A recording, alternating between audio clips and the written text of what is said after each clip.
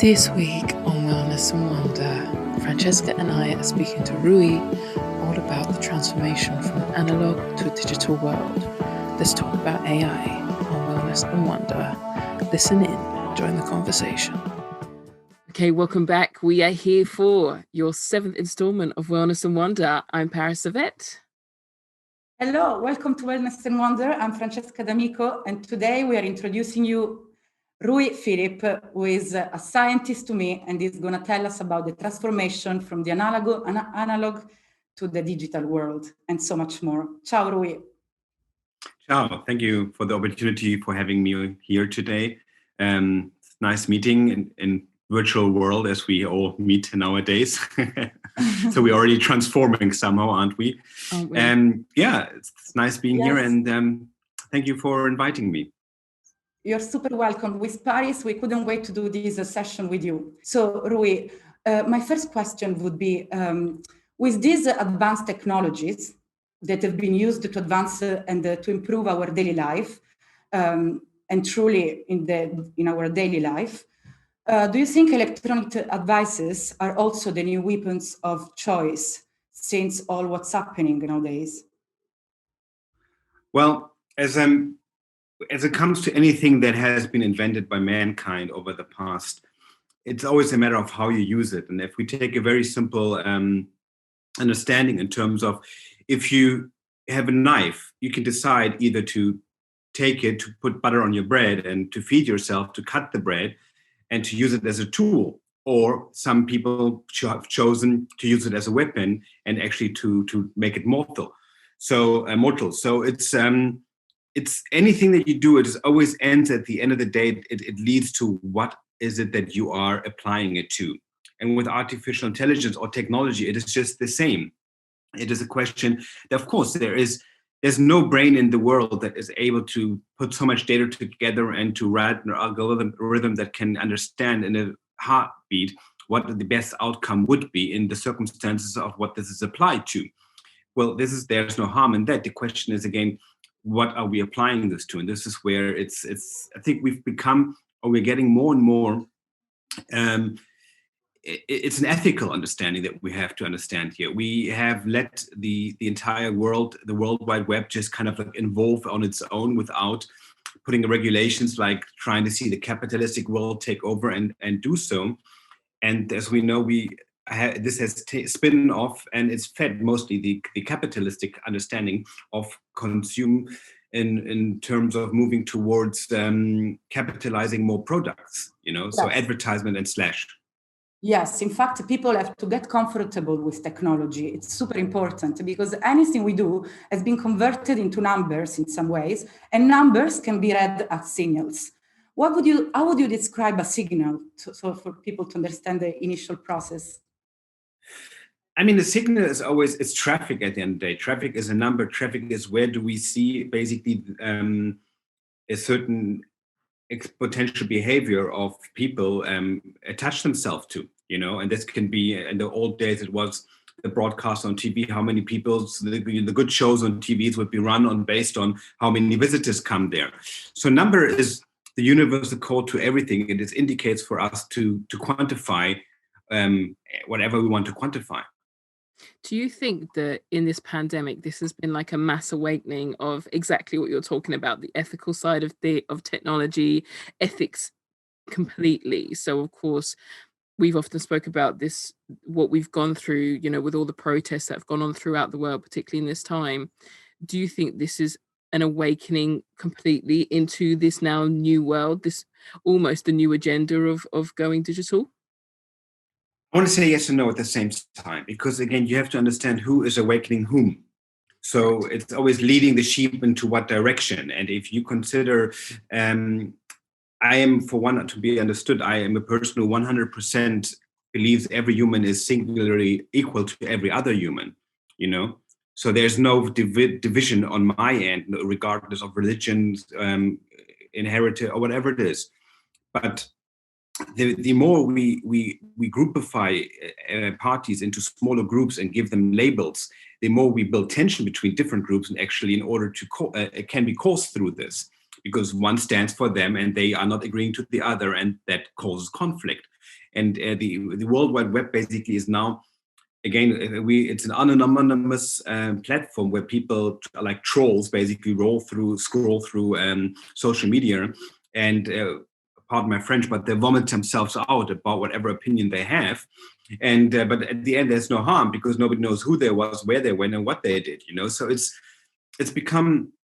And then on the other hand, there's this whole social media of young people who've taken their lives based on not having enough followers or not being digitally recognized enough, and so on. So we're challenging so many different new paths that I think the human really hasn't grasped entirely what we are doing here. It's on a psychological level, In fact, regarding this, Rui, I would love to say that connecting digitally, I think, is the key for successful transformation, because in this way, people are able to evolve, maybe not at the same time all together, but in this case, they get the information and they can process it as much as they can, and they can do the best with the material they have in front of them. So I think connecting digitally is the key.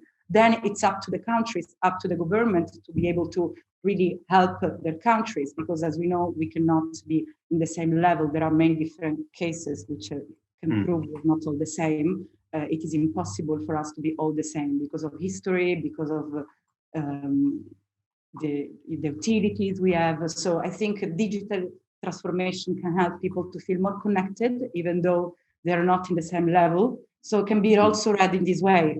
Well, I mean, again, here it's connecting just doesn't always mean it's about we've come from an era of the industrialism, which they call the petrodollar, basically, where everything was basically run on dollar/oil. Everything is built on this. Our generation, parents who came out of the Third World War, they have basically built this entire world accordingly to this. And our generation now, we are shifting to the world of information.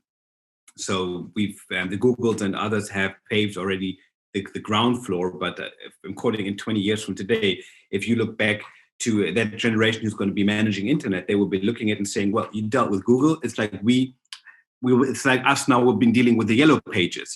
Same. It's like, how could you work with such an inefficient system? It is just not fairly what we should be doing."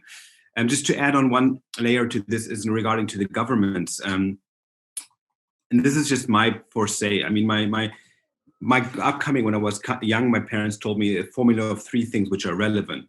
Whenever you put on the TV, which was the time of the TV, obviously, the politicians, whenever you turn on the TV, lies are going to be presented to you, because the politicians are going to tell you whatever they want to be revoted. The advertisement is going to tell you whatever they want in order for you to buy their product. And the movies themselves, we know that that's fiction anyway. So it's not really, it's a virtual, that's already when the virtual reality begun. But in order now to cross the line, because we're not going to be able to reverse the information, the era of information. But what is the most crucial and most essential of everything that we are facing right now is, where do we find relevant information? That is the key. The relevant information is what our future will be based on. And it goes back to your point, actually, is, will there be a guide? And what I was saying before is it's the transformation. It's now the generations to come have evolved into this technology. They know nothing but, and of course we've grown with it. But now, as time moves forward, this is all the generations before are going to know. So the theory is, will they be raised with a consciousness and understanding how to process this information the right way? How will the now to then transform? Do you think there will be a clearer guide into that process? Of course, with the birth of cryptocurrencies as well, how far is this realm going to open up into this new world? Well, I think on the one hand, people are aware that there is a certain censorship in the media out there, obviously, right? So now, more than ever, we have the tools, we have the technologies that people can think of themselves. How can I put more value to an ethical value to the digital world? But for one thing, I can assure you, the governments are not going to be the ones doing that. They're going to use it for their own purposes, and nor are the big collaborated 50 rated companies on the stock exchange, they won't do it either, because they just want to keep their themselves running the same as it has been running. Sorry, Rui, I don't agree with that, because it is true that, of course, people that have lots of money are able to rule the world like it has been all the time. But I believe that in this case, in this digital world, we have the power of making things our own self, and to manage our own money, to create our own virtual maybe reality, which is scary indeed, and we're going to talk about it soon. But the thing is, people are managing things finally alone, right, from themselves. So actually there is a very individualistic approach, but at the same time, it is scary for people that don't know how to approach this world. What would you say? No, this is exactly what I'm saying. It's the chance is higher than ever to do this, but it's not going to be coming from the government or from the big corporates. They're going to be the one who's going to pave this way. So it will be individuals, small group of people who will be paving. No, I agree with that. But the government, we cannot count on the government for us to pave the way for the digital next level, 4.0 internet or whatever might come there. Yeah. So we have to take it in our hands.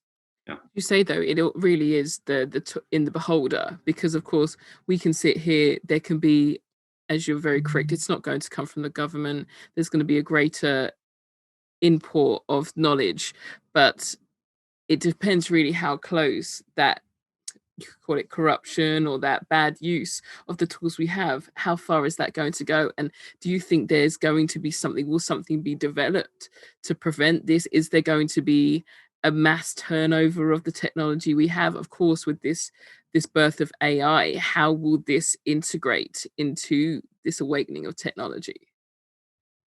I mean, for one, we need to think of, again, our generation now is basically the one who's going to pave the way for the next generations to come, right? So we're the decision key holders now, depending on what we do.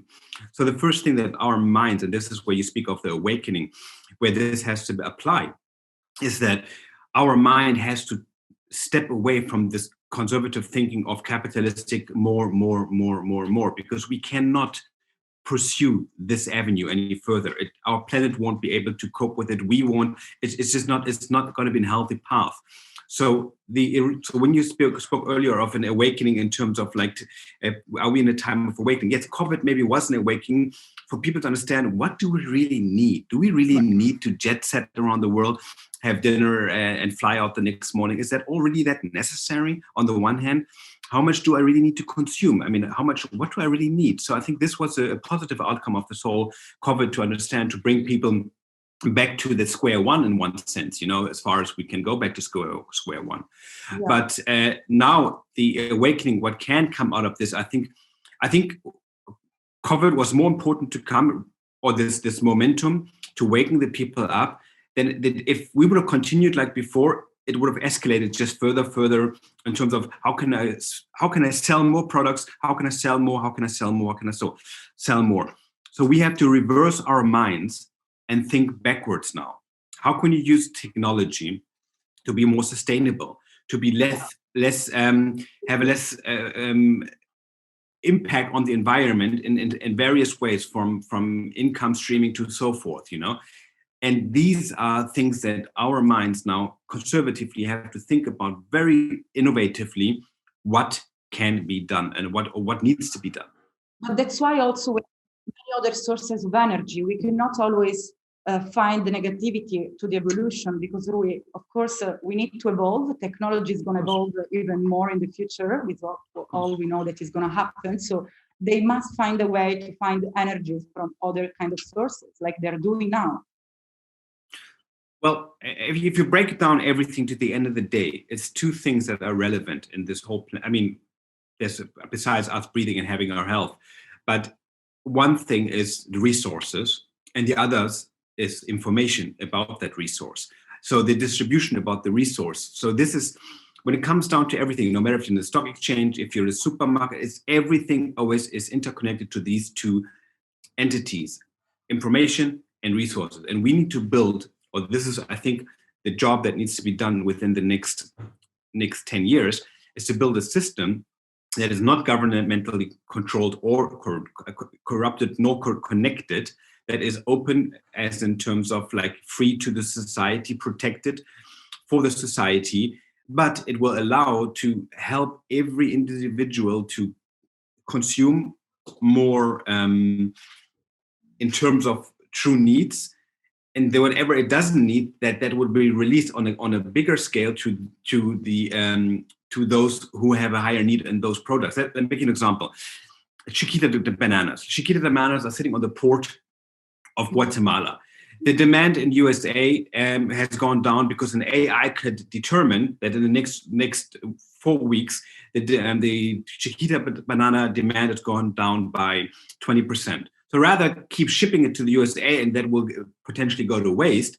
Having that knowledge and saying, no, we're going to diverse that X amount of bananas and bring them to, let's say, Venezuela or to who knows where there would be a need and a lack of bananas at the current time.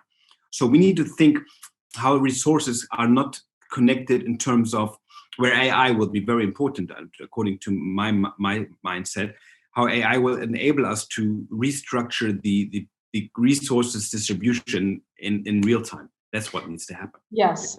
You know what's funny? It's actually, they say everything comes in full circle. Now, this is a very big circle, and this could be a very big reach, but it's almost like Joseph and the King of Dreams.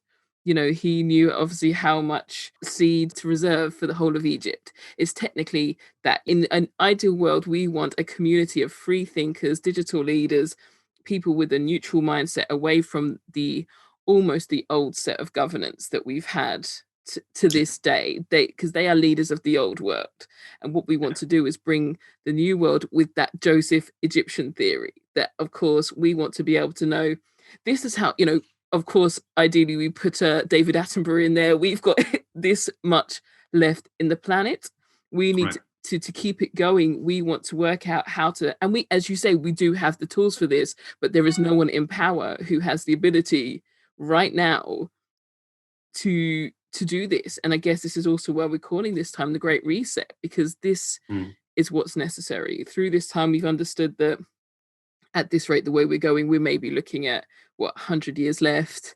You know, there's so much that we have to change. And of course, with this, it's almost like a digital militia, really. You know, we come up away from where we are to now preserve where we can go. But to add that something there, which is unique in terms of, I mean, you obviously have an insight of history.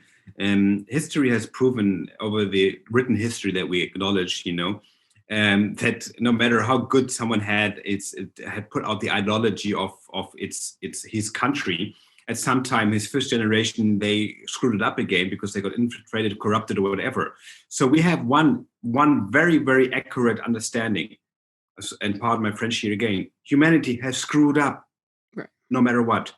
And it's not the greatest humanity, it just needs one to do so. And that sets us back to a certain time and to rebuild again. So what I'm trying to say here is, in order for this really to work flawless, really, really flawless, and to really make sure that this can go on for years and years and hundreds of years, and the system will be really in a very, very eco-friendly, governed, not governmentally, but freely governed entity, the only person who I think can run this show long-term is the IA itself.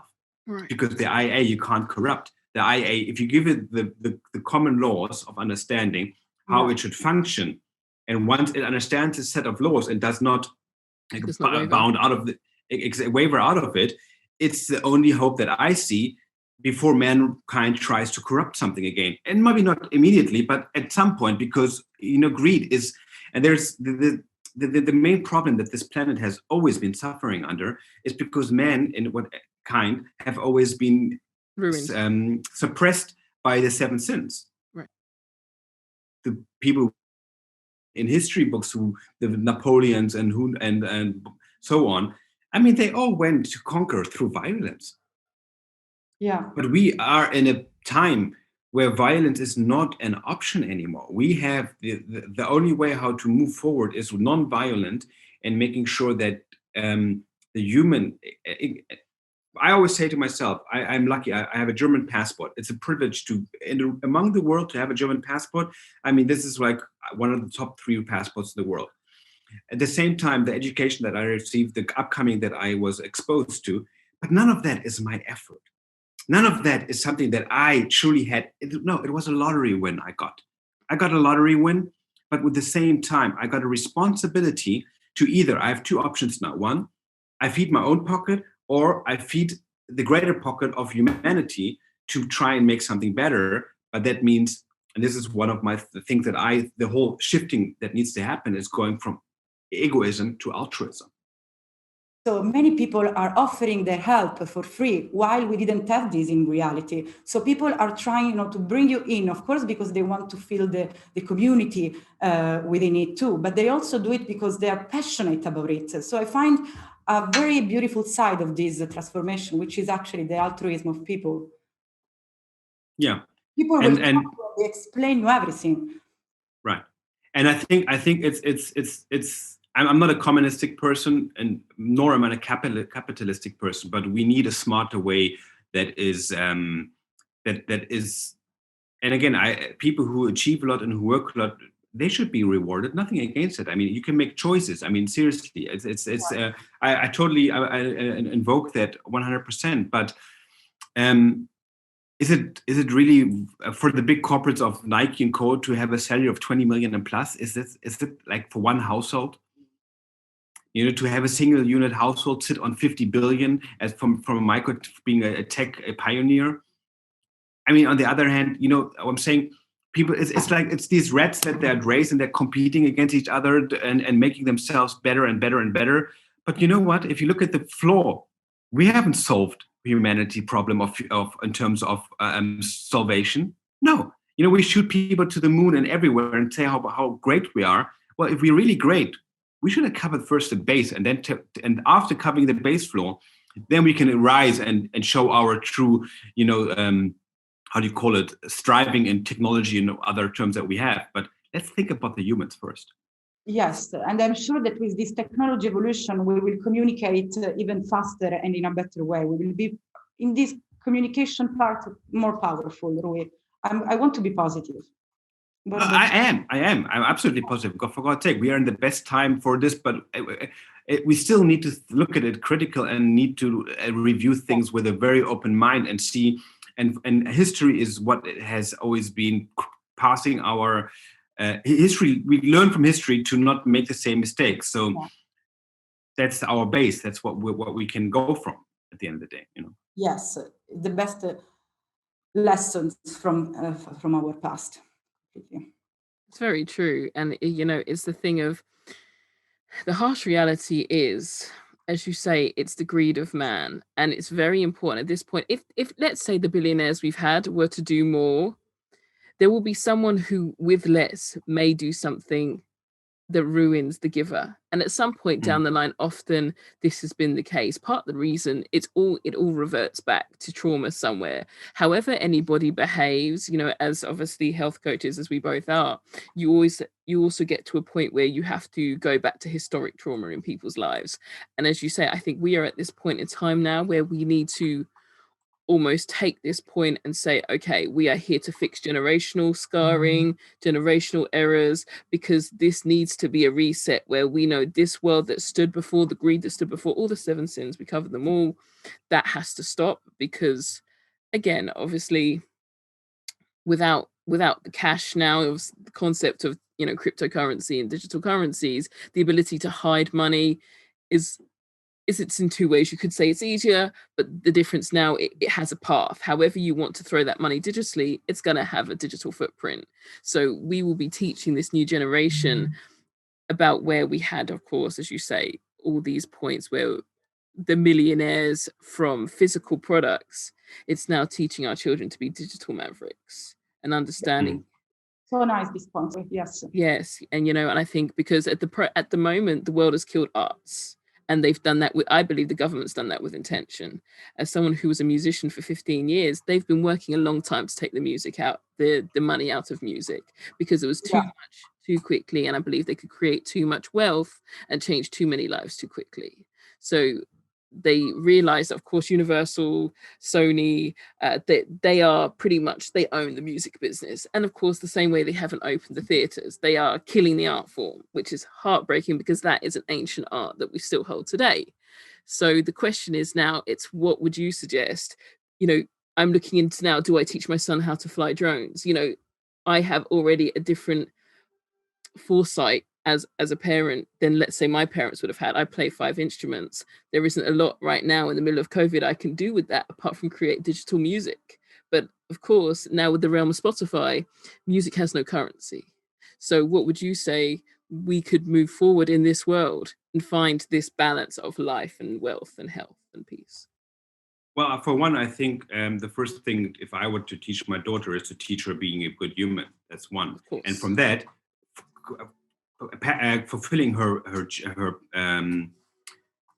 passions, and not choosing her passions based on what X amount of money I can make out of this passion. No, what am I? Who am I? And I just pursue that. What if it's an artistical, whatever that might be? You know, everyone has a skill, and live that and be that, because that's what we are and who we are in our fullest. And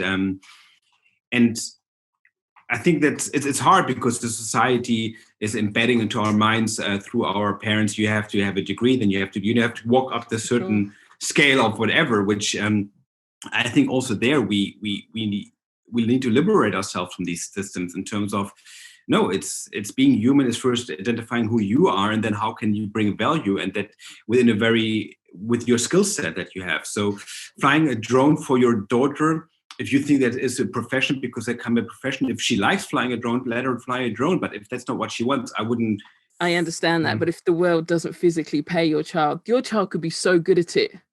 But if the world is corrupt around them, what would you do? Both worlds, not only one. Seriously, there is no evolution without, as we said, the experience of the past. And even if you're living in a digital world, analog always makes a comeback, because there is the experience behind it that is given by the analog world.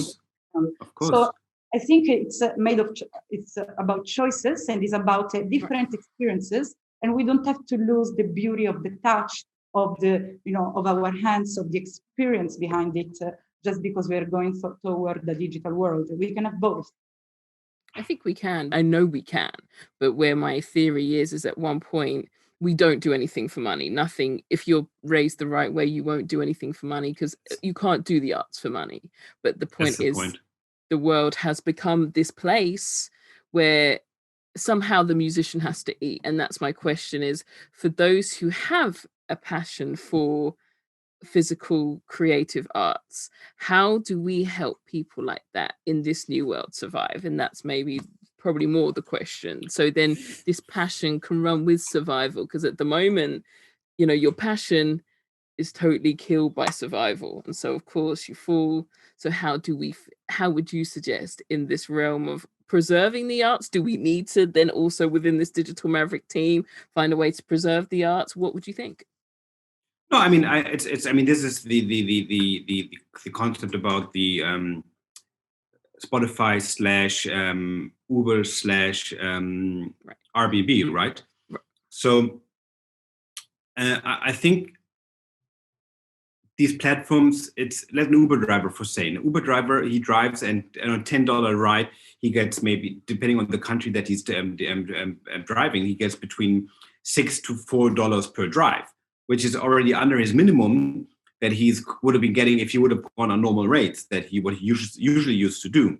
So because Uber is dictating the domain, they are just saying, we don't care, because most people come through us, so that's what it's going to be. So I think here, these platforms should be a certain minimum that should be basically mandatory, as an mandatory internet. Nobody should be paying for internet, for God's sake. It's a communication tool. It's like the radio. You know what I mean? I mean, the gigabytes that we pay for our phones, this is a ripoff. Second, number two is these artistical platforms. I mean, I think people should pay individually to these artists if they want to listen to them, like we used to do. So they should have a collective platform, just to make it easier accessible than rather having 20 platforms or 50 platforms, And I mean, at the same time, it's feeding the person who creates is, for me, has a higher value than feeding the person who puts you makes the availability to that artist. I would love to say something regarding these possibilities for artists. So I think this digital world is actually more useful for artists than anyone else, because there are many virtual galleries that are coming up in internet, and it's quite impressive, the result I have seen in the last days.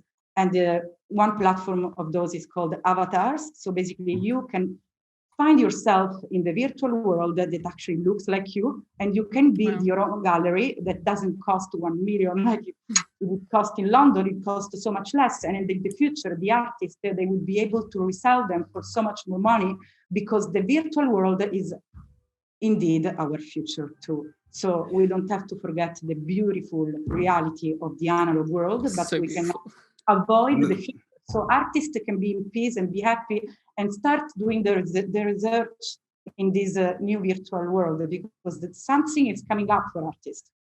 No, and again, you're not to be misread here.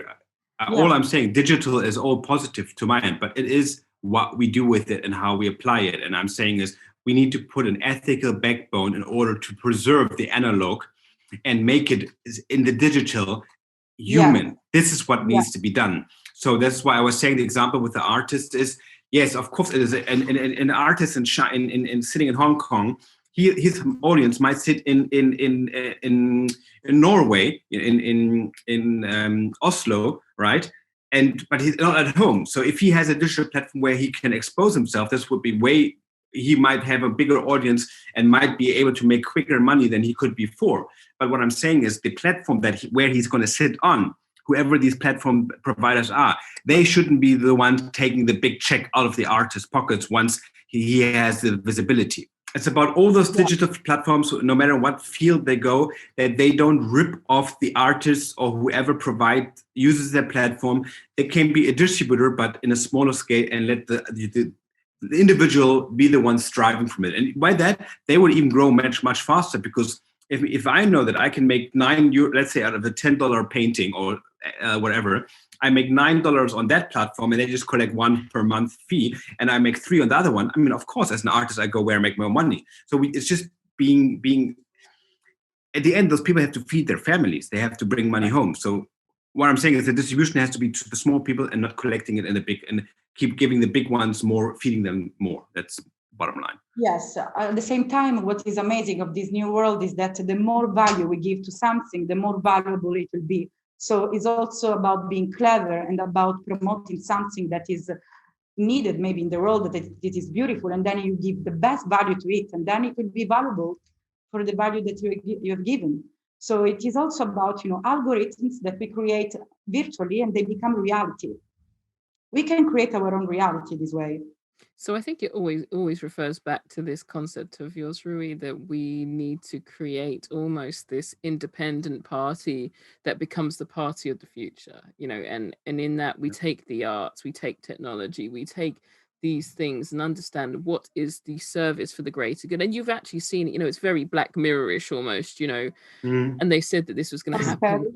Yeah, you see how potentially they're saying now your digital your social power is going to work like your credit score and things like that. And this again, though, if this is taken by this independent party, we won't have a problem. But right now, if it's run by Mr. MZ, we might have a problem, because of course there's a greater demand. Of course and again, we don't know these people, they must do many good things, but there is also a lot of bias in their behaviors that definitely need an independent, it's almost like having independent value for art.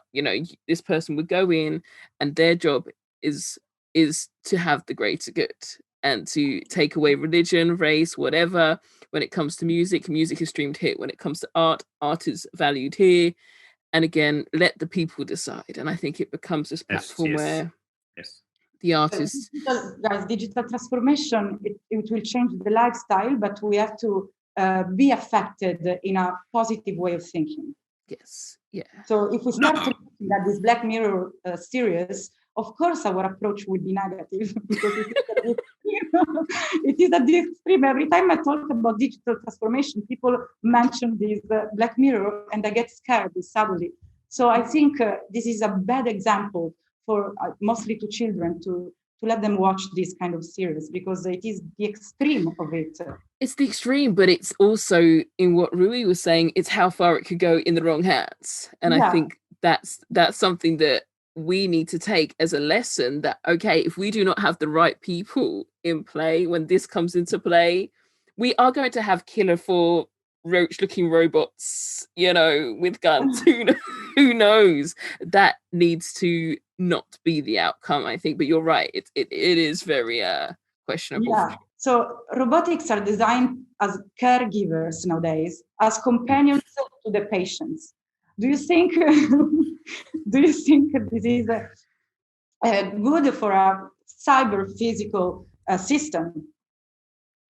I mean, I think for one, when it comes to health, and health is not just about feeding somebody with pills. It's about actually, I think, I'm not a nurse, but I believe I have highly respect for any nurse who takes care of people. And it's a lot of emotional, I mean, people are at the edge of their life, and then they spin into, wanting to talk to someone, and who knows what. I don't know if that empathy a robot can at any given point replace.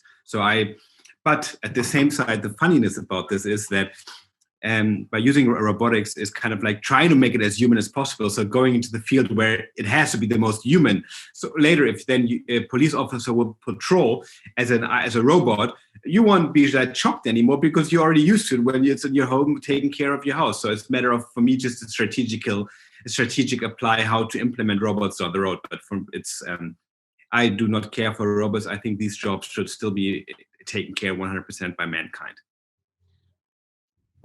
Yes, I suppose robots, they will be there, but of course, hopefully they won't replace humans ever. But though, obviously you made that point. Robots cannot. The only time a corruption will come into a robot is when it comes to the corruption of the person programming the robot or an actual hacker. Obviously, we have in all of Europe corrupt, police force, whatever. Would you say the way to move the world forward more conscious is to take where there may be corruption, or would that be removing everybody from everything? I think we have to define here between two worlds. One is the physical world that we interact with people from state who have certain positions, from police officer to firemen and so on. If to be those replaced by robotics. I think that it's a very critical challenge to do so, because a lot of things still depends on common sense. It still is there, as human beings can make judgment calls. A robot can not always 100% understand. Even there's sometimes just language barriers or culture barriers or so many other barriers that which in a beat of a second needs to be understood. So. But I mean, just to bring you something down, I mean, it'll take a long time for us still to get there, to make it really. Before that, we need to face another level first of making sure that we can have caretakers, or let's say people at home, maids who work as a robotic function, who have the ability to be full empathic and to be how do you call it, not empathic, to be empathetic, yeah. Empathetic, yeah, to have the full emotional degree of understanding. Right. But that will take some time. For that to happen, we need to go into quantum computing, because the data that needs to be transmitted and needs to be exchanging in real time, we don't have that kind of speed. Far we're away from that as currently, but it's possible in 30, 40, 50 years. Yes, very possible for that to happen. But going to the digital side now, in governments, in terms of data, pure data, this is what we can do already. This can be applied today. So making sure a government sitting on a vote that has to go through, why not take it to public address and let the public vote about it on a public scale, like we have in Switzerland, for example. We call it referendum. So everything that the government decides, the whole country will go and vote on for yes or no, and then based on that, it will be executed. I think these are digital things that can be controlled by AI, can't be the material. Like, for example, if the election now in the USA would have been controlled by an AI and not by old slot machines, and if you say so, I think the system, and everyone has a digital fingerprint where you can identify one time who you are, one time vote, and you can't have two votes or whatever, fraud or nothing of the kind. So I think in this, we are ready to implement this into the world today, that we are. Tell us about your amazing startup regarding this, that you're actually switching from this, is about corruption, because we are continuously corrupted by being so visible and all our data are everywhere. So you created something very special, Rui. Do you want to tell us? I already have kind of while speaking, because all that you're saying is my philosophy and I've been applying it to my life. So it's without having said that in a full content. But what we are doing is basically we are challenging or tackling exactly all these matters. So for one, we're building a very it's a system. It's a search engine that is backed up by an AI that basically will be able to narrow down your search to the finest. And all in real time. It'll connect you to the inventory of cities and will pinpoint you to where that product or whatever you want will be disposable for you to go there and purchase it. I'll make one or two examples to give you an understanding how this can play out in real time. And then at the end, having it covered by a layer of protection, like an own blockchain, but it's not a blockchain, it's our encryption understanding, where you as a user can only have one identity. You will be verified like what you do with your bank account. So, but you choose and say whom do you want to be visible to. Of course, if you go to the doctor needs to know who you are. So you say at the time that I'm going to the doctor has my case with my insurance and everything there behind it. But once I leave the hospital, and they can keep the minimum data that they need, but I'm not going to, the rest of the file, I'm going to pull with me. So you are going to be the file keeper of who you are, and you're going to be the data owner of who you are. So if you go and have a Nike shoe that, for example, that you buy at Nike for 400 euros, okay? And you go to Nike and you buy their anonymous, your shoe. And Nike says, hey, wait, we would like to know your sex, your age, how often you use the shoe, what occasion you use the shoe for, and we're willing to give you a 50% haircut on this, meaning 50. So the shoe will cost you 50%, but you are the one who decides, yes, if I want to make that deal or no, don't bother me again, or maybe bother me by my next purchase or whatever. But giving the power to the people about where your data is traded or not traded, you are the one who can or cannot trade it. And to avoid this whole social media where they're pumping the advertisement in, selling out your data, and you don't even know where your credit card, has a file of your credit card where around the world. Next thing you get a phone call, we'd like to sell you cocoa bananas. I'm like, how do you get my phone number? It happens, or my email. So we want to kind of cut through this this untruthful relationship between the companies and the consumers. Let it be real. Let them really connect to one another and make those decisions based on what they want. On the next level, just to wrap that up. So potentially, let's say in 10 years, if everyone were to use our system, I have an example for a supermarket. Let's say we're in Manhattan, a supermarket, and there are Whole Foods, and there's a cake of certain users there who have a certain diet. The veggie, the vegetarian, the vegan, and the meat, whatever. So Thanksgiving is coming up, and now Thanksgiving, everyone uses our platform and they go to visit their parents and friends. So everyone has used it's like a one app clock all into one. So they has used our app in order to buy the bus ticket, the train ticket, plane ticket, whatever it is. And others have come to New York to visit their friends in that neighborhood. So now by having this new cake of new consumers, the system will understand and will automatically be able to deliver the information to the supermarket. 20% tomatoes down, 25% cucumbers up, and so forth, and will be able to pinpoint it in real time.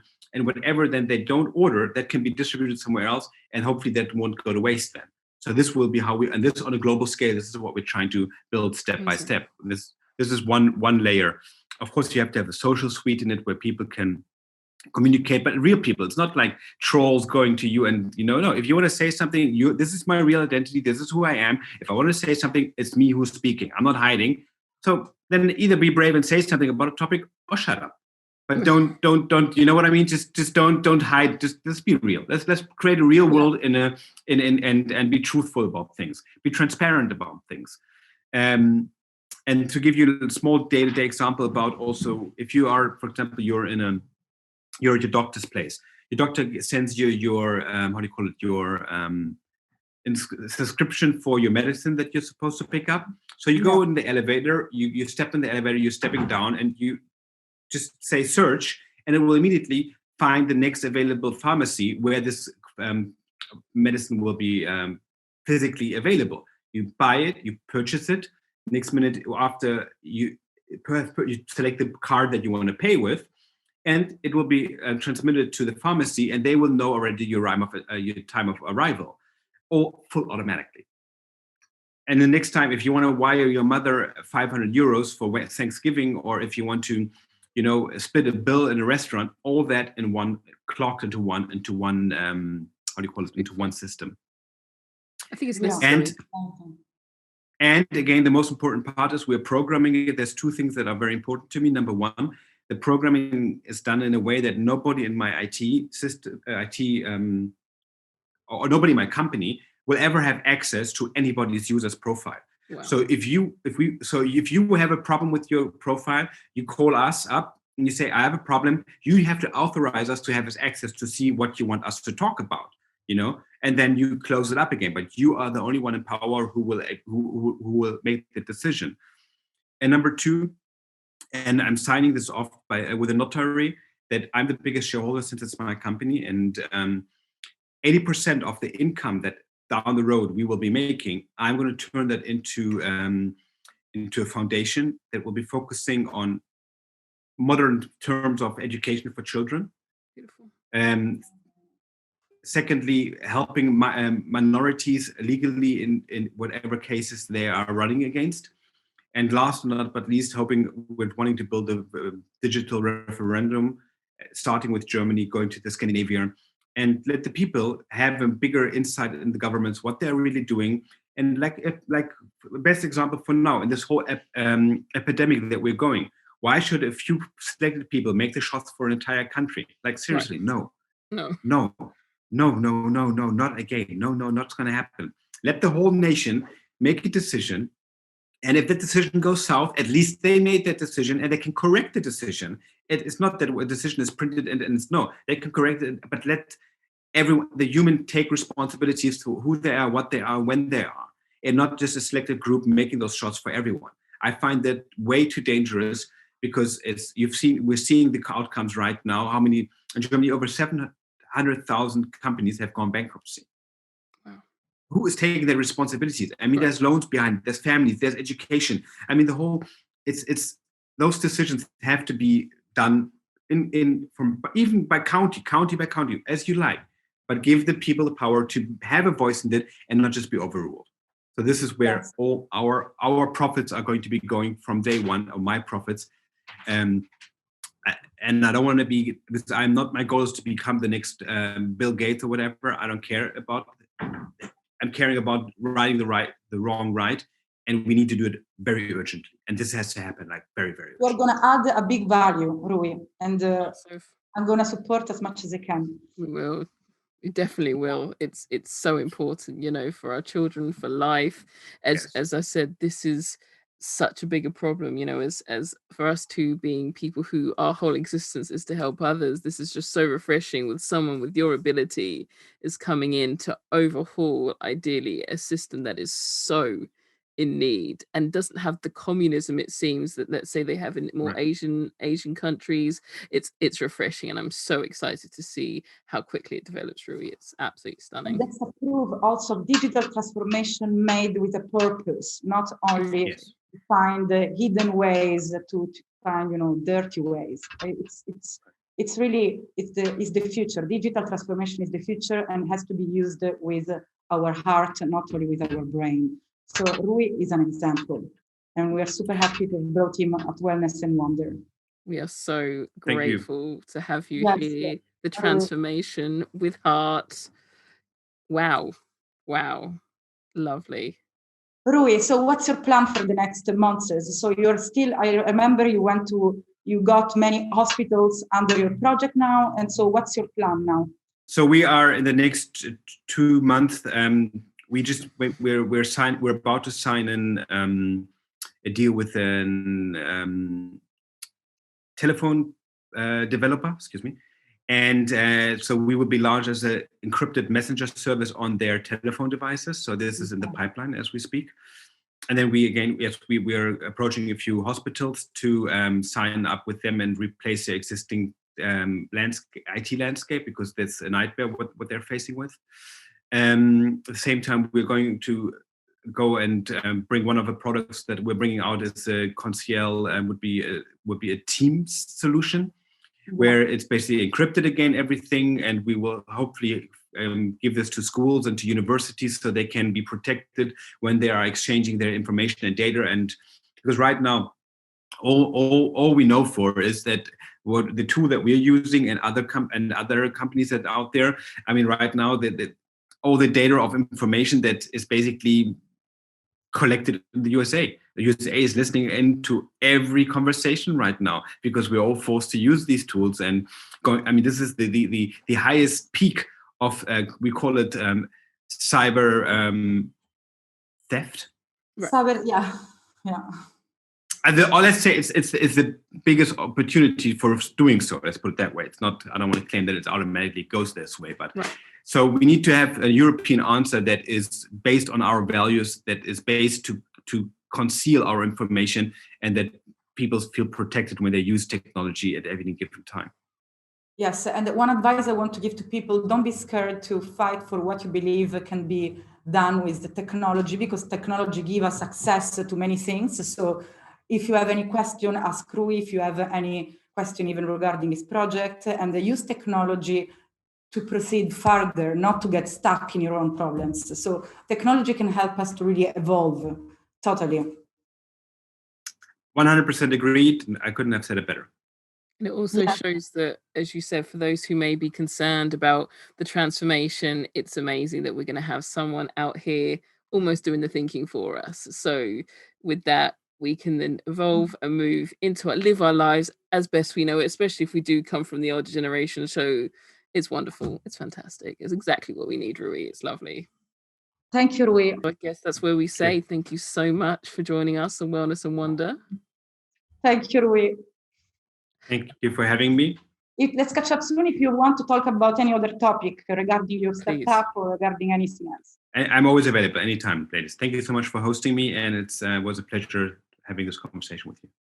Wonderful. So remember, you can listen to this podcast on Spotify, SoundCloud, wherever you find Apple Podcasts, whatever you feel. Of course, also you'll be able to watch it on YouTube. Again, thank you so much to Rui for joining Francesca and myself on Wellness and Wonder.